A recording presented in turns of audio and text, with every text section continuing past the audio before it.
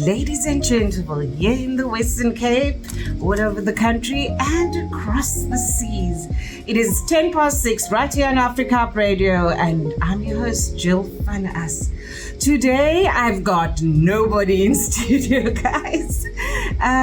But we're going to speak about something that's very, very close to my heart. We're going to dance, we're going to sing, we're going to move, we're going to have a liquor time. But it is Baby Loss Awareness Week. Culminates with a global wave of light on the 15th of October 2024 at 7 p.m. This is also a global recognized event that invites us to light a candle in memory of all babies' lives gone too soon. And I invite you to share your wave of light with us, with me. For some around the globe, it could have been 7 p.m. already on the 15th. For us, here in Cape Town, it's only tomorrow. And I'm definitely gonna light a candle. A candle for my kids that I've lost. Through miscarriages, through the journey of heartache, of devastation, all culminates to lighting that candle tomorrow. To bring to light an awareness that I feel the world does not recognize, firstly. And secondly, something that a lot of women, couples in relationships has experienced. Some kind of loss. And you always think in some point in all of this that it was your fault, that, I did something wrong. I surely did. And you have doubts. You really have doubts, and you wonder, why am I going through this? What did I do so wrong that I have to lose my kids over and over? Those that said hello on the WhatsApp line, Amanda, good evening and welcome. And Renee, hello, and Gary and Paul and everybody that says hello on all the platforms. So wherever you find yourself in the world, know that somewhere somebody has lost something. So engage with me on the WhatsApp line. For those locally, it's 0692549543, and those across the globe, it's +27 6925495543. And share your experience if you will, if you want, or just want to share a heart. We've all been through it. We've all been through something that has broken us, and losing a child, I don't think there's any parent that can survive something like that. So I'll be back with more of my story right after this. So that there's societal norms. Let me not get started about that. If you want to go hear me rant and rave further about societal norms and dictations that society put on us, go follow my YouTube channel, On the Couch with Jill. Just Google me, Jill Van Us, and you'll see too, though. But On the Couch with Jill, that's all about where I get into these uncomfortable topics, the topics that people do not want to talk about, the topic is that people brush under the mat. And that the societal norms and societal dictation add so much pressure and can make you feel so worthless by trying to live up to the standard society dictates. I don't know if that resonates with anybody. It starts off as a young girl, or as a young person. You're dating, you're studying, society expects these things from you. You just get comfortable in a work environment, in a space, and then you start dating, and then you got this long-term relationship, and thereafter all of a sudden people's asking like, when are you gonna get married? And when you get married, when does the kids come? And that societal dictation, that societal pressure can kind of drive you insane, and you've got so much going on in your life. And all of this pressure and this amount of pressure that society puts on you, just exuberant amount of pressure, it makes it all so much more difficult to cope with. And, not everybody wants to when they get married, always want to have kids. I mean, I think besides the societal dictation that as a woman, when you get married, you must give your husband a child and the heir to the throne, as you can put it. But not all of us has that easy journey to conceive. I certainly did not. It was not for the longest time that I wanted to conceive. It was for the longest time. I mean, I think it was the first 5, no, I know, not I think. It was for the first 5 years of my married life that I was so obsessed with having a child. That 5 years was consumed with doctors and the obsession of having this child. Because I'm a woman, I'm married, I need to give a child, I need to bear the fruits of my loins, And what kind of woman are you that cannot give a child? Give a man a child. I mean, with all this dictation and the expectation of what you need to do, society, the world don't realize the pressure that we're under. And it is so exhausting. It is heartbreaking, and it is actually, people can actually be ruthless. They can judge you, not knowing your struggles and what you've been through or what you are going through, can really be ruthless. It is one of, I think, the toughest times in my life, as a woman, as a wife. I know we navigated well, and I always knew that my husband loves me. I always knew that he wanted to be with me. But at that stage, I don't think I believed it. So if anybody's going through the journey of fertility, the journey of losing a child, remember, this whole week was the build up to the 15th of October at 7 p.m. No matter where you are in the world, we're going to share a wave of light for the children we have lost, for the infants, the kids that never saw the light of day. So if you want to share with me your story, if you want to indulge with me, or just send an emoji, I think people speak with emojis these days. You can engage with me on 069-254-9543. And if you, across the waters of this beautiful mother city, Cape Town, international waters, you can engage with me on +279-254-9543. And like I said, this world can be so cold at times. And that expectation can really be heartbreaking and devastating to somebody.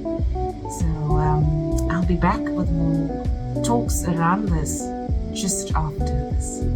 I've got a message on the WhatsApp line. It's actually from my mommy, guys. So she's saying that as a young girl, she remembers the loss of her brother at birth. I think she says, I think he lived for a few hours. I remember my father saying, the doctors are saying we're going to lose the baby or the mother at that stage being my granny, or both of them. My brother had a funeral, she says, and my mom says her brother had a funeral, and my granny at that stage was still in the hospital. So stillborn is still difficult. So what I'm actually saying is that, losing a child changes you forever. We just listened to Cold Heart by Elton John and Dua Lipa, and the world can definitely have a cold heart. It's very difficult when you go through this. And we also listen to Truth or Dare, and that's another thing the world can't handle is the truth. They can't handle that. It is difficult for them to understand and to comprehend, and also to have empathy in this world. That's something we surely miss in this world, is empathy. And we can so easily pass judgment or judge we can judge and pass judgment without thinking, without knowing what the next person is carrying, what cross is this person carrying, what is the burden this person is carrying. I can recall my journey, and this is, I'm being open with my Afrika family. I'm speaking about my very own journey of trying to have a baby. The endless injections, the medication, the doctors, the continued visits, the craziness, oh my gosh, the craziness of it all. And still needing to navigate life. And you are pumped with hormones. You're laughing one moment and the next moment you're in utter tears and you can't understand what is going on. But you are so full of hormones and at times it's even difficult to breathe. And the world, the people out there thinks you gone nuts. Well, sometimes I felt nuts, to be very honest. But they still have the audacity to ask you, when are the babies coming? Really? Can people be so ignorant? You know, in that time, I think back, they ask you, oh, I see you married. Are you really married? Yeah, married. And then I wait for it. You know, this is the next question. How long? 4 years, 3 years. Oh wow, kids. No. And I actually got a response once where a lady said to me, don't you think you're a bit selfish? Oh boy, you know, I was pumped full of hormones and I just lost it.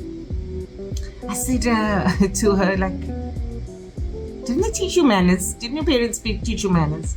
But when I reflect back now, when I reflect, I realize that it's ignorance. It is a lack of education, a lack of teaching, because these things you couldn't talk about, you couldn't speak about. We're having a difficult time conceiving. It was something you suffered in silence, and you took the abuse of people out there, calling you selfish, calling you, ooh, what's what a vrou say? What kind of woman is she? She can't conceive. Ooh, wanneer kom die kinders? Why is the children not coming? You know, the ignorance and the lack of education makes you feel even more worthless at that point.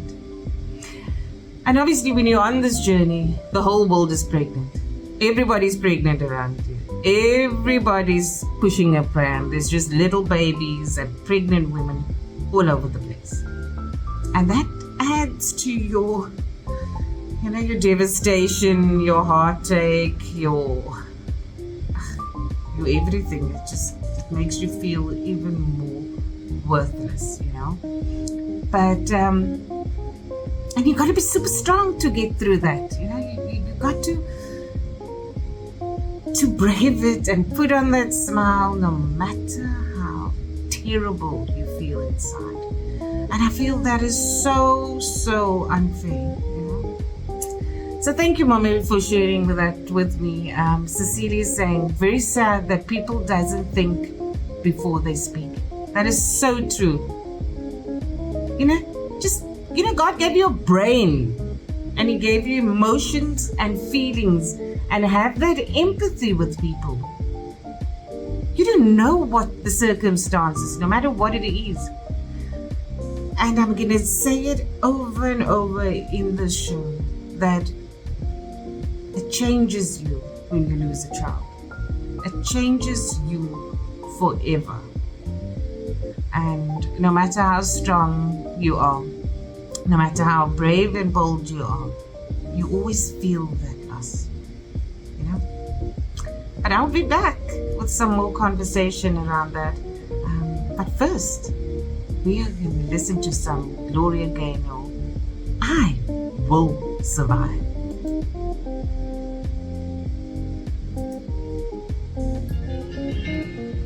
First, I was afraid. I was petrified.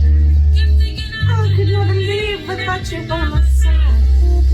Oh, that is life, guys. Let us think, let us speak, let us communicate, let us feel and share with people, and not pass judgment, because we don't know what the next person is going through. Madonna, Like a Prayer, one of my all-time favorite artists. There's a part of the song where she sings, "It's like a child whispers softly to me. Now I'm dancing, it's like a dream, no end and no beginning. In the midnight hour, I can feel your power." Right? You know, and that's when you go through this journey, you feel alone. Whew. Yes, for you that just joined me, we're talking about the wave of light that will happen on the 15th of October, where it comes to a culmination of the week, remembering all the little ones that never got to see the light of day, or that was stillborn, or died as an infant or a toddler. We remember because they were real. Like I said, it's 5 minutes before 7.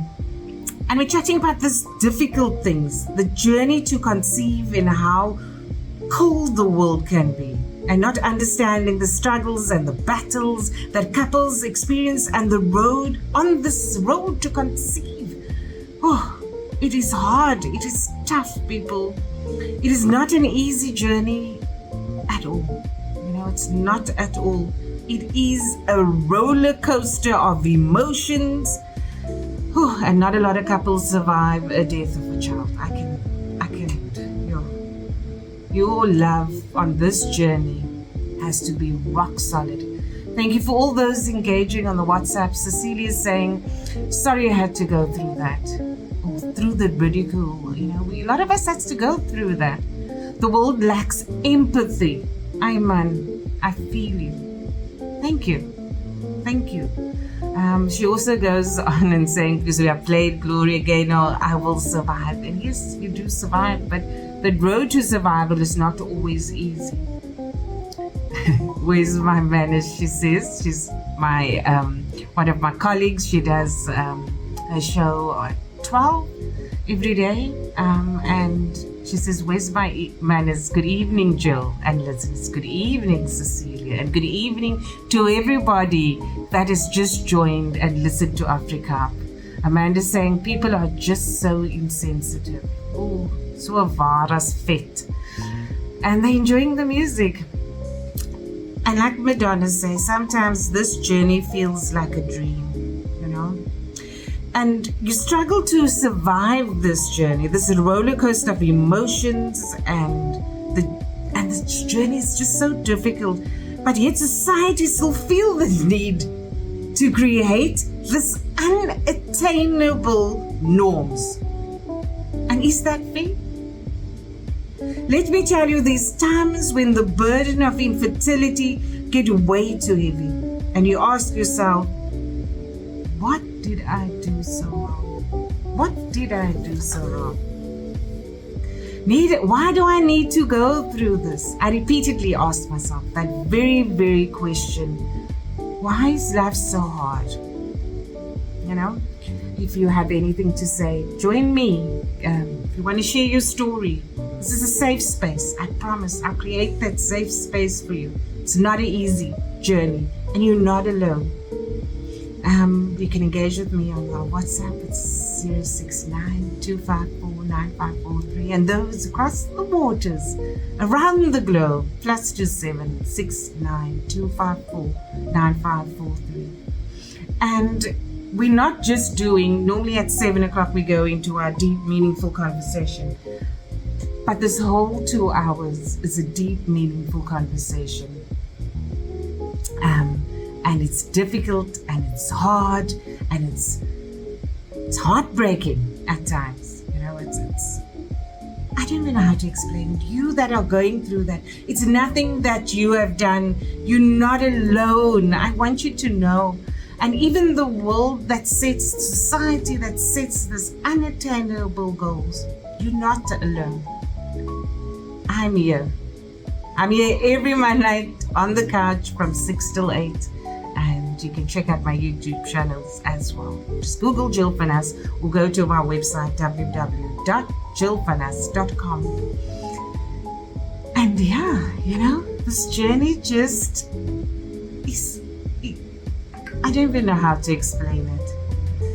It is unattainable, it is frustrating, and we've got so much, and yet we've got so much love to give, and sometimes you feel, why God, why me? Ryan, one of my ex-colleagues, we miss you. Mr. Seister, thank you for listening and engaging with me. It's so much pressure for couples as it goes with people's expectations. It's engagement followed by marriage and a child or children. It's expected and is unnecessary pressure by society. Lots of love. Cheers, Seister. Thank you, Seister. Thank you for engaging with me. I actually messaged him earlier today and asked him, come join me in studio. I miss you. And I needed somebody to navigate the desk. But yes, it's true what he's saying. It's unattainable. It's unnecessary pressure. We go through so much. So much.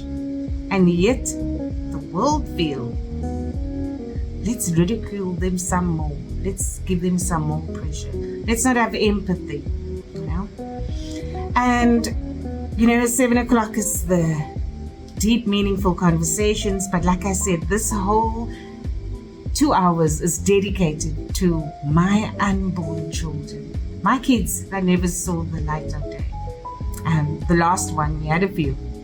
The last one's name was Slade. And yes, it was named after All Blacks. But yeah, his name was Slade, and that changed my life. That last one broke my heart, and I was utterly devastated. I didn't think there would be light.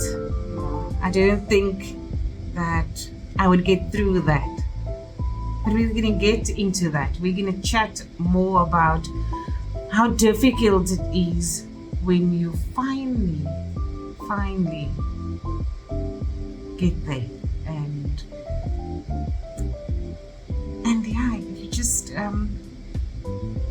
it's just not there anymore. It's just not, it's just, I'm actually at a loss for words currently, because I need to just catch my breath, and just breathe a little bit and just know that my kids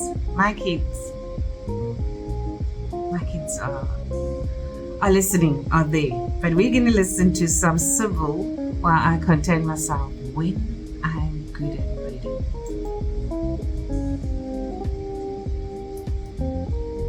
And when I'm good and ready, the world will know. And I'm ready now to tell my story. I'm ready to say, we gotta share empathy. We gotta share love. We've got to, people. We've got to. This is not an easy journey for anybody. When I'm good and ready, and I'm gonna play another song, Tavares, Heaven Must Be Missing an Angel, right after this. So we're setting the pace, we're setting the tune, Heaven Must Be Missing an Angel, and I'm gonna play it for you guys a little bit. You can hear it, because my angels are surely in heaven, and my heart still beats for them. So remember to light your candle in this month. If you don't make it on the 15th of October, because I don't think this YouTube will be out by then, but if you don't make it for that day, just light a candle and remember my children, your children, because heaven missed an angel. So yeah, I just got another message in, and this person says, shoot Jill, thank you so much for doing this segment. It's only my pleasure. I wish I was stronger back then to seek the medical help to establish the reason for not being able to fall pregnant. Sometimes I sit and wonder if I would have been able to cope better had I known the reason.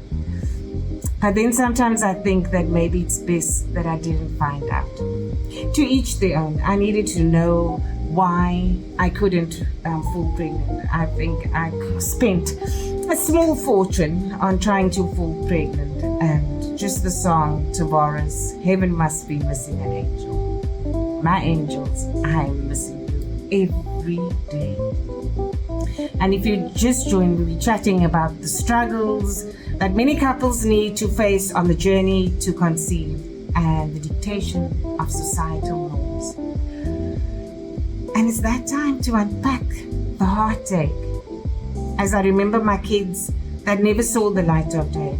And I know there's so many of you out there, so many couples that went through this or is currently experiencing devastation.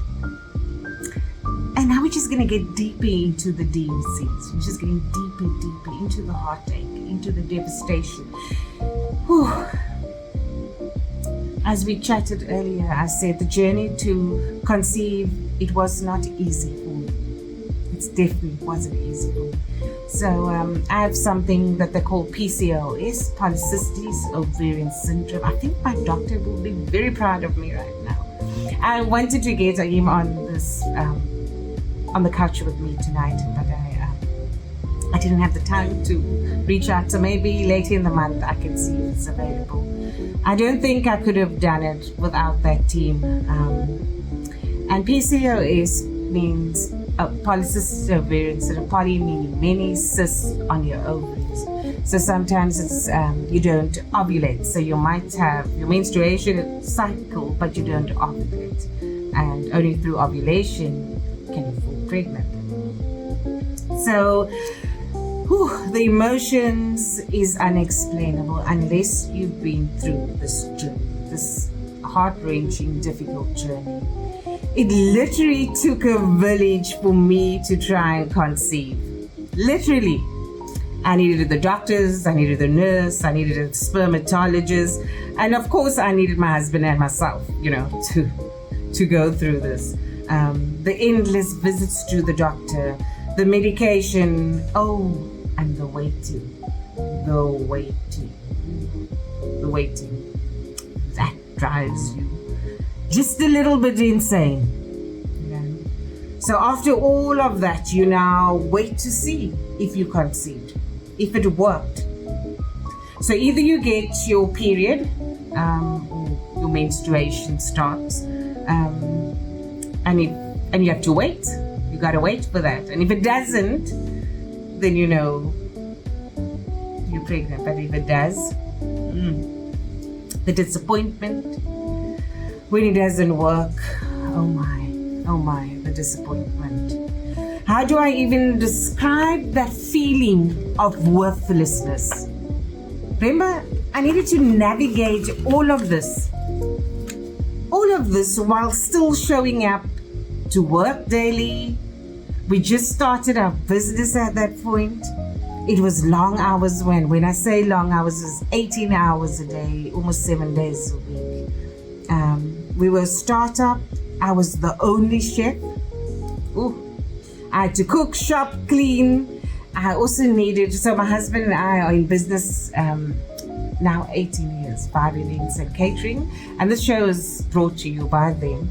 And we literally I needed to show him or explain to him how to do costing, because he came out of a completely different field.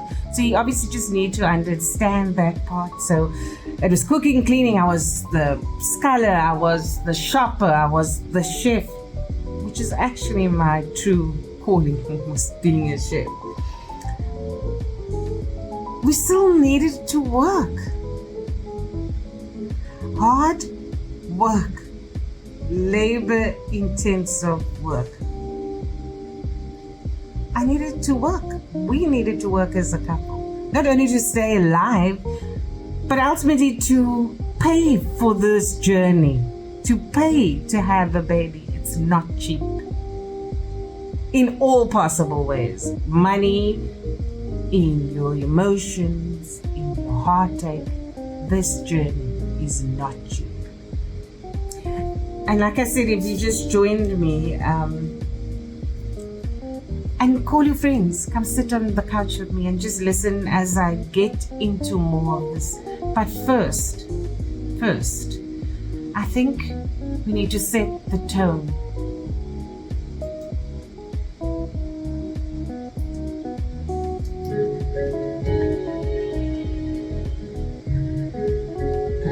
You gotta set the tone. So I brought brought you onto my couch in a different way in studio where I speak to 200,000 people, sharing my journey, and hopefully all of you will help and enjoy this. It's like a mini video podcast, if I can put it that way, of my 2 hours in studio. And I could share this glimpse and this part of me with you, and I truly appreciate it. And I just hope that this video is actually going to flow. But I thought, let me show you something different. The different side, the different hats that I need to wear. This song explains so much of your feelings going through this. You feel the world is laughing at you. I felt I let my partner down, but he still loved me through it all. I knew in my heart that he needed me, but I needed him so much more. And Amanda's saying here on the on the WhatsApp line, music is what feelings sound like. I also wrote a book during lockdown called The Epicurean Journal, Family's Love. It's available on Takealot and Amazon. And there I say, music can transport you to a place in time, so does food, because food is love. And we sometimes just need to find our spice and everything in between, but I can tell you my main spice is love, because a little bit of love makes everything taste so much better. So I gave you the disappointment part. For those that just joined us, we're speaking about loss and journey of fertility, and we remember the unborn, those that never got to see the light of day. And I dedicate this 2 hours to my children that never got to see the light of day. And I will tomorrow at 7 p.m. on the 15th of October light that candle for my children. And I hope all of you will do it too. So now, actually, you fall pregnant. Oh my gosh, the excitement. I cannot even explain to you. And I'm actually just going to speak about my very last miscarriage in this. I'm going to speak about Slade. I can remember as clear as daylight that my husband's face when the doctor did the ultrasound. He said to the doctor, "What is this?" And the doctor said, "That is your son's heartbeat." And the joy on his face, wow. I cannot explain it. It was celebration of new life. And wow, it was thrilling. It was amazing. I so recall when I told my parents and grandparents it was a public holiday. And I had to work that day. And I wanted to pick up the platters. And so obviously some of my staff was there. And Gary says to me, no, don't pick that up. It's heavy. And Sergio, that worked with me at that time, said, "Bossy, but why can't she pick it up? What's wrong? Are you pregnant?" And we both looked at each other, and he started screaming and laughing. And his dad, actually at that time, was my priest Lorenzo, and he went through most of this with me, with us as a family, So that celebration lasted for a long time. The last time, it was a bit longer than the first time, or the first few times. And then just like that, in a moment, in an instant, it is taken away. Oh my word. Losing a child is an unbearable sorrow for any parent to carry. And I've done that multiple times. And multiple times I lost my soul. It was soul crushing. And And you can't comprehend, you can't understand the heartache, the devastation.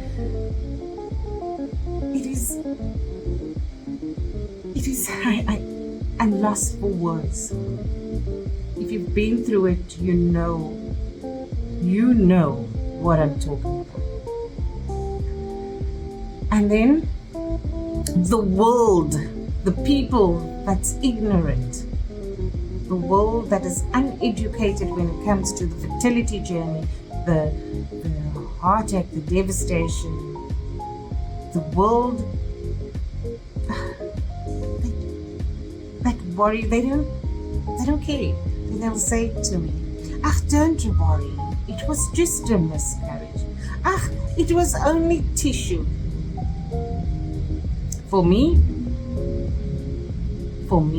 and my husband, it was our child. It's a soul, and it is my loss. It is our loss. And let me feel it. Let me deal with it. Allow me the space to be angry, resentful, and broken. Because my loss, our loss, was real.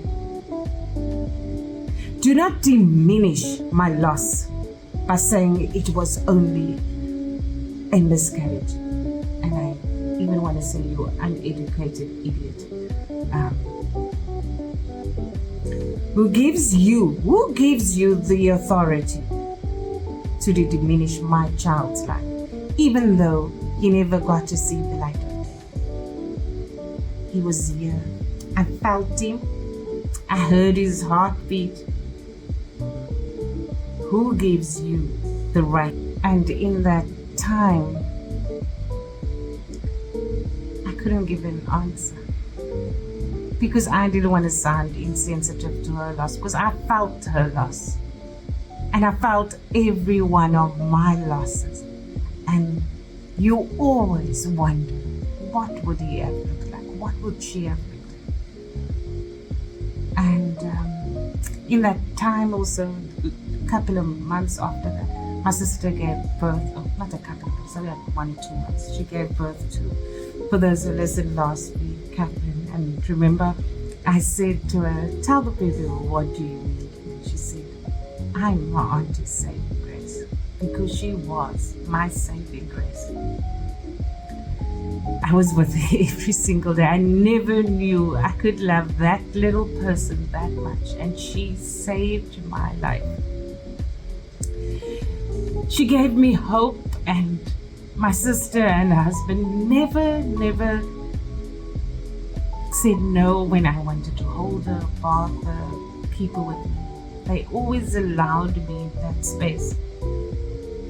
I would never forget what Catherine means to me, still today. You know, when we lost Auntie Emma at her funeral, as the coffin left the church, I just put my flowers in and I walked straight to my car. Because I like crying in private. And as I opened my door, I just laid on my seat and I cried, you know, that cry that comes from the depths of your soul. And I felt this little hands on my back. And it was Catherine. And once again, she was my saving grace. And that little person, oh wow. I'm obviously not diminishing the life of my children, but I couldn't have gotten through it without the love and support of my family and my husband. So I'm going to play a song so that I can just compose myself for a moment, and I'll be back after this.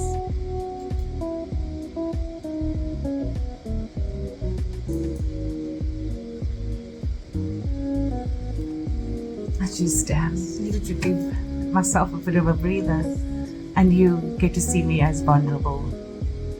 I think my listeners only hear how vulnerable I am, but you get to see it. And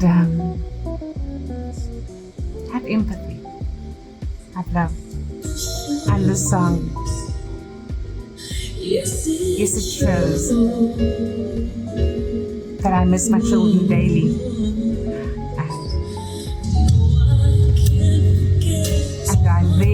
everybody that has gone through this. It's not easy. And yes, Mariah Carey, I couldn't live without you at that, not without Mariah, but without my kids. I couldn't live without them for those moments. It's now 7:37 here on Africa Hub Radio, and you with me, Jill Van As, on my couch, my very own couch potatoes. Without You by Mariah Carey. Wow, I literally felt like I could not live anymore. How do I carry all this loss and sorrow? And how do I live without my child? How? Yeah, Wendy on the WhatsApp line says, thank you, Jill. Jill, dit het my baie emosioneel gemaak. Het teruggedink aan my 2 babas wat ek verloor het met geboorte. But God is good. Amen. God is good. Cecilia's saying, if there's any moms that tuned in that lost her baby, is there some advice or tools? I'll get to those, the ones that helped me cope. And if there's support groups in the community for parents that lost babies either through miscarriage or in early stages or baby passed at birth. I actually don't know, but like I said, go to my website www.jillvanas.com and get my email address there and reach out to me. I will also put my email address on the group. It's Jill at vibeevents.co.za, and we create our own community. We create our own love. But through it all, thank you, Amanda, for the virtual hug. You know, but somehow I managed, and I got through the hurt, and I know that was only possible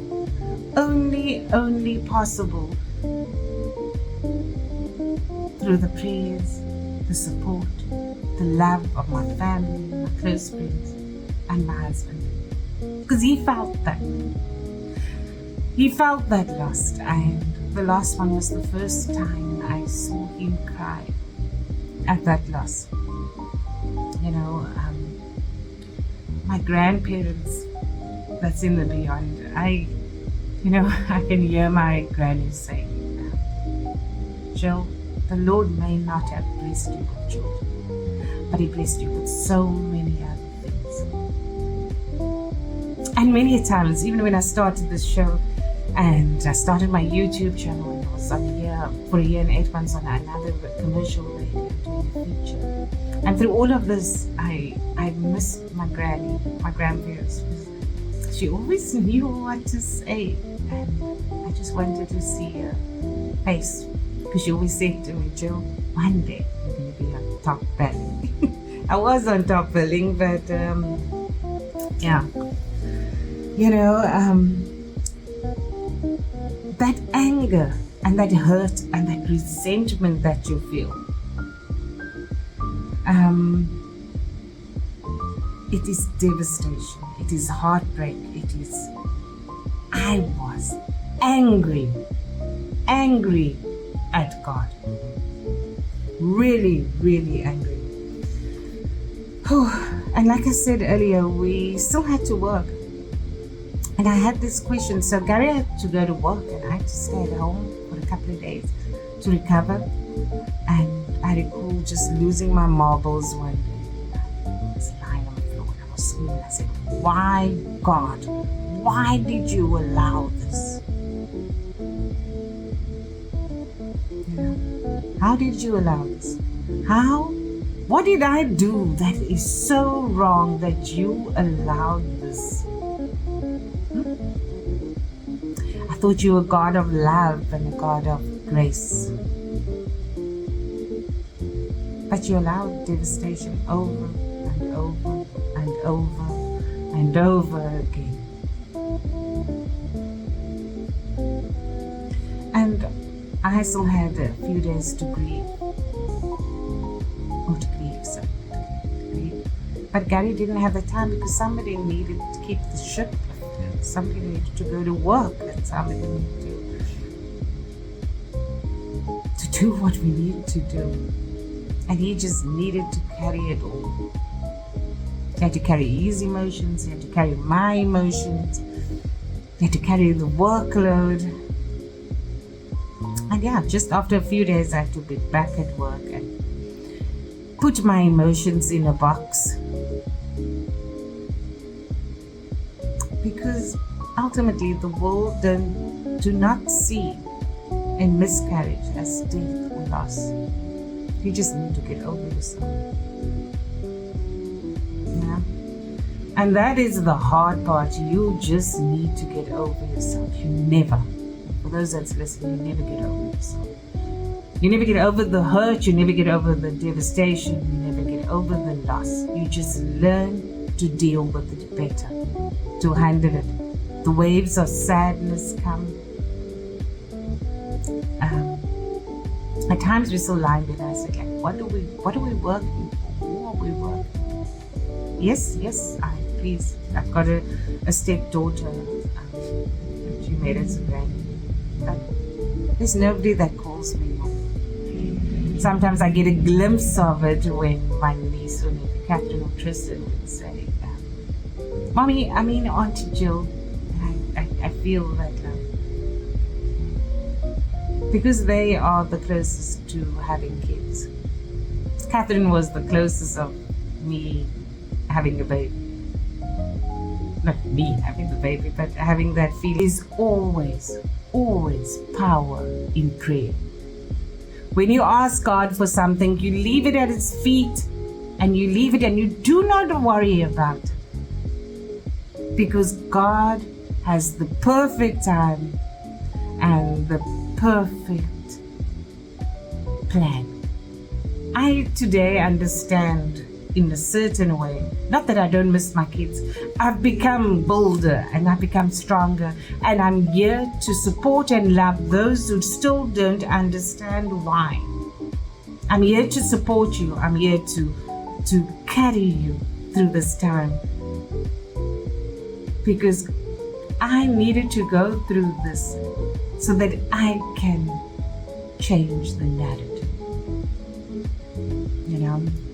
so I can make people aware that miscarriages is as real as cancer, as anything else. It's not an illness, but we need to speak about this. We need to raise our voices and say, my child is real, because my child was real to me, and my loss was real because there was a soul, and that soul deserves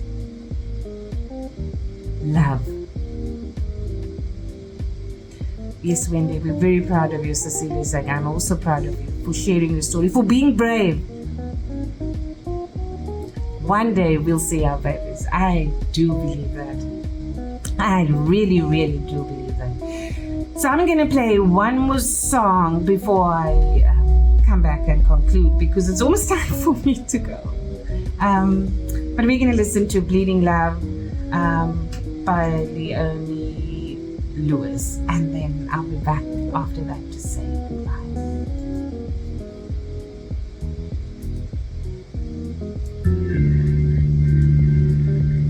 And that's what it's all about, changing the narrative, making people understand that my child was real, that your child was real, and that our loss was real. I really hope and pray that you would comment and share your story, because we need to stand up for our children, and we have to stand bold for our children. I keep bleeding love. I keep bleeding love. I keep bleeding love for my children. And that brings us to the end of another On the Couch with Jill, right here on Africa Up Radio. It's 7 minutes before 8. I really, really hope that this this message was not only for the comfort of women and couples that has gone through miscarriages and that is on the journey of fertility or that has lost a child. This message is also for the world to drop the societal dictation, the unattainable societal dictation of what a woman would be. I never could conceive after, well, I could probably try and conceive again, but I never had kids after that. And that doesn't make me less of a woman, doesn't make me less of a mother. You know, I think it just maybe makes me a little bit more of a mother. Because this kind of loss is too hard for any parent to bear. And one day, and I surely hope that you never should and could and would experience this. And one day when your path crosses with a woman and you're having a conversation and they're married for a bit, know to watch your mouth, because you don't know what that couple is going through. You don't know what they're experiencing. So for those here in South Africa, tomorrow is the 15th of October. And let us keep the wave of light burning for our children, for my children, for your children, for our children. And light that candle at 7 p.m. on the 15th of October in remembrance of all unborn and infant loss. Let's take a moment and remember them. Thank you for all that engaged with me tonight on the WhatsApp line. Thank you for sharing. It was only a pleasure, Cecilia, to share my story. And Renee says, thank you, Joel, for an uplifting segment. I'm glad I could lift your spirits today. And my mom says, I'm loving the music tonight. I'm glad I could make you happy. And I guess, what else is there to say but to light your candle at 7 p.m. on the 15th of October to keep the wave of light alive for unborn children and infant loss. And what else can I say but be kind, because the world surely needs kindness. And I'll see you next week on the couch with Jill, right here on Africa. You can't survive.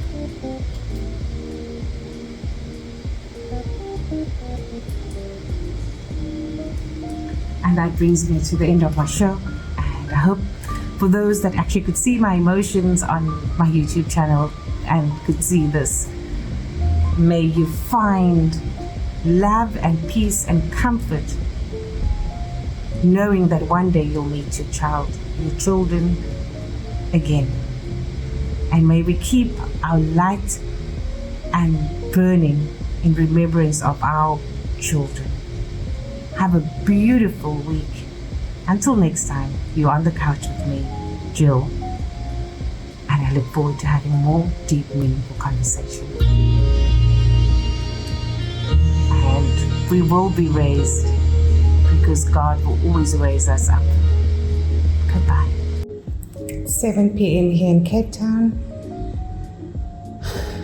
And we're lighting the candle for all those infants and miscarriages, and I lit my 2 candles for my 2 kids. Well, more than 2, but in remembrance of my children lost by miscarriage. Let's keep the wave of light going tonight.